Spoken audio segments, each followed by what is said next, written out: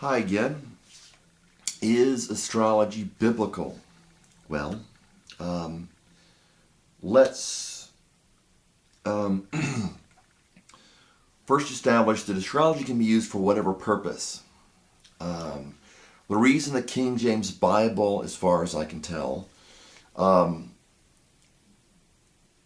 forbids astrology, whereas the original text of the Bible, the Hebrew, does not, is to take away some understanding.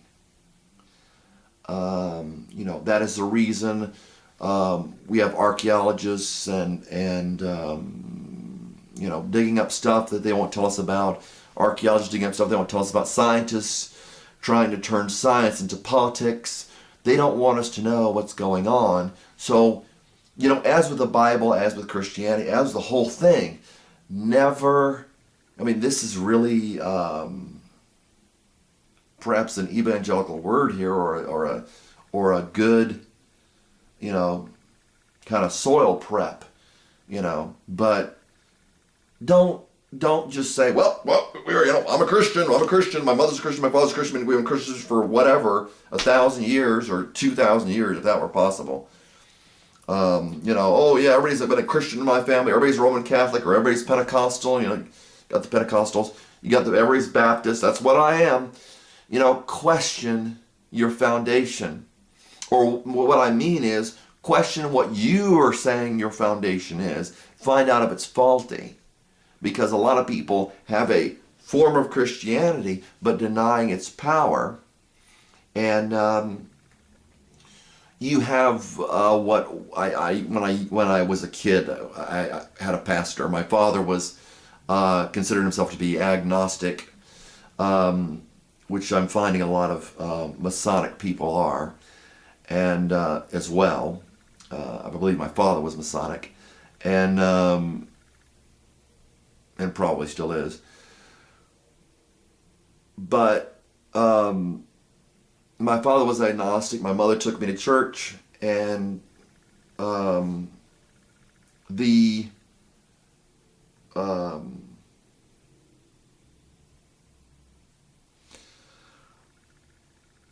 question is not what your tradition is, which may or may not be Christian, or whatever church you go to. If you have unchristian morals, then you're unchristian. If you have Christian morals and are looking to Jesus Christ, then you are Christian. Born again is another issue. But it's the matter of the heart, who you're attached to. And born again makes a very big difference. But, and you don't see many born again people because you don't see really many Christians. And people assume this is my religion because my father, my mother, or whatever, or I like the way it sounds. Well, that's not a Christian outlook. So, but anyway, you can use astrology for whatever you want to. People don't want you to know what the Bible says, not only about astrology, but about everything else. Naturally, historically, the majority of people have been pagan, even the Jews, unfortunately.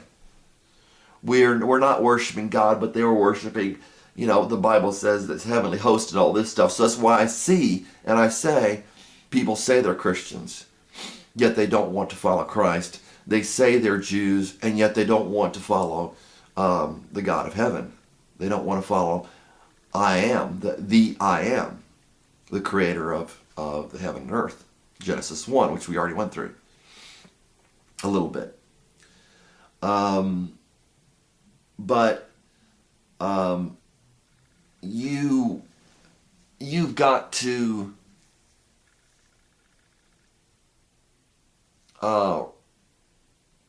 take if you're a Christian and you want to get into it, or if you say you're a Christian, you've got to really establish that foundation instead of saying, my pastor says, my pastor says, my pastor says, the priest told me this was established, that Jesus was Jesus' birthday, December 25th, and this is what we need to do, I have to light this candle, all this stuff. It's got to be more personal than that. And you got to make up your own decision. Do I want to accept that the Bible talks about astrology? Do I not want to accept it? Am I in deference to the King James Version, the version of the Bible I use, which is the New American Standard? Or do I really want to know what the Bible says? Do I really want to know what Christianity says? And there's associations between, you've got Apollos, which isn't just a Greek name. Apollos in the Bible. Paul said, I planted, Apollos watered, but God gave the increase. Apollos is another name for the sun. It's the god of the sun. So the idea is not to because we're kind of in between. Our society is renouncing paganism and at the same time not being fully Christian. In the United States, English-speaking countries, French-speaking countries, Catholic, whatever, Protestant, whatever, they will say, well, I don't want to be called a pagan. A lot of people in Brazil, I've understood, are getting into, some pagan religion, but because the ancients associated astrology with paganism, and the Bible will bounce off pagan ideas and put its own emphasis using ideas such as the Greek language. The Greek language was used because that part of the world well understood the Greek language. So God used the Greek language. He didn't use the language of angels because the people couldn't understand it. Likewise, when the Bible talks about Apollos, when the Bible talks about Mars Hill, however you say that, Areopagus. Paul stood on Areopagus, which was Mars Hill.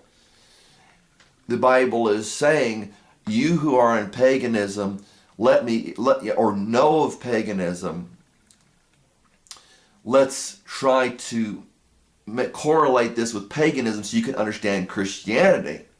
Whereas many people look at the Bible and they say the Bible, it's got so much in it, so many correlations in it. They say, well, the Bible is about paganism, or the Bible is about astrology, or the Bible is about, this, that, or the other. And the Bible is about numerology. No, it makes use of any concept available to it.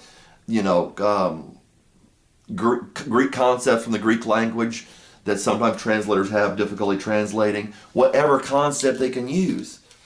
The Bible, or at least you could say the New Testament, is about Jesus. So I just want to make that very clear. And you can get into, is that readable? The Bible is about Jesus. It's not about astrology. It uses astrology as a tool. I'll write that a little bit better. So there are correlations between astrology, numerology, to explain God, not to explain paganism. As I've said before, I am not a Kabbalist. I am a Christian, and the problem is what we have nowadays is we have closed-minded people who say, which is exactly, what, the God of this world wants, exactly what Satan wants, to close your mind off, whether that be evolution, which I have never found enough evidence for, whether that be about atheism, whether that be about Christianity, Roman Catholicism, whatever it is, the idea is to keep people in ignorance. Jesus Christ is he just said, I am the way, the truth, and the I think I've spelled this right. Oops.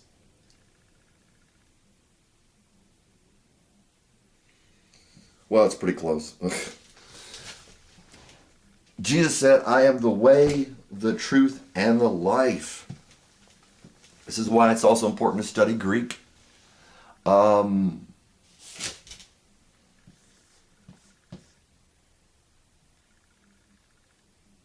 Oops.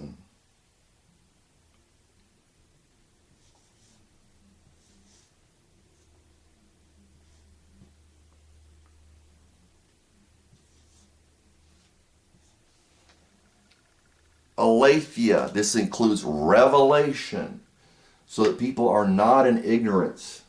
Okay? Aletheia. Learn Greek, learn Hebrew. I don't know Hebrew very well. I don't know Hebrew hardly at all. Learn Greek, learn Hebrew, learn about astrology, learn about numerology, learn about whatever it is out there, and then you decide, is this wrong, is this right, is this biblical, is this, most importantly, is this Christian? Rather than being in ignorance, understand and learn, and then decide what's right and wrong. What's right and wrong is what's moral, and what's right and what honors God and Jesus Christ. And that will terminate this series.